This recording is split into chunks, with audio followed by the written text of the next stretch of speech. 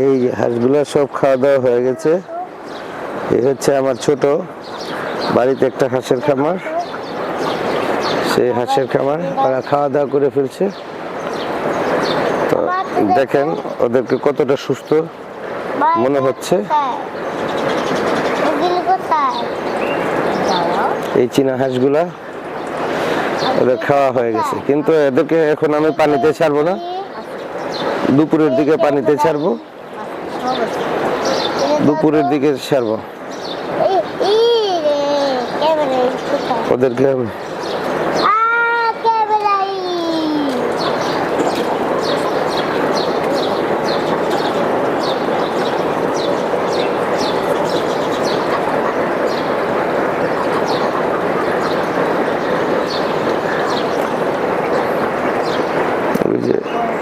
আজকে ওরা দুপুরে এই গাছগুলো খাবে, যেটাকে আমাদের ভাষায়, আমাদের নিজস্ব এলাকার ভাষায় বলা হয় হেলেঞ্চা শাক।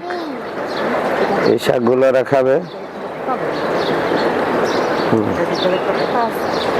কিন্তু এই সময় আপনারা এই ফাল্গুন চৈত্র মাসে সকাল সকাল হাঁস ছাড়বেন না, এবং হাঁসকে একটা সাধারণ ট্রিটমেন্ট দিয়ে ছাড়বেন।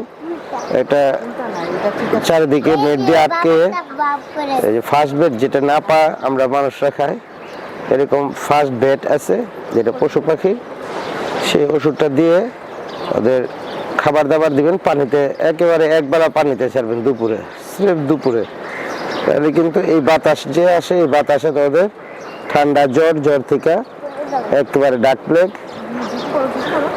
অন্যান্য সমস্যা হয়ে যাবে। দোয়া করবেন আমার হাঁসগুলা যেন সুস্থ থাকে। আপনারা সবাই সুস্থ থাকবেন। ধন্যবাদ।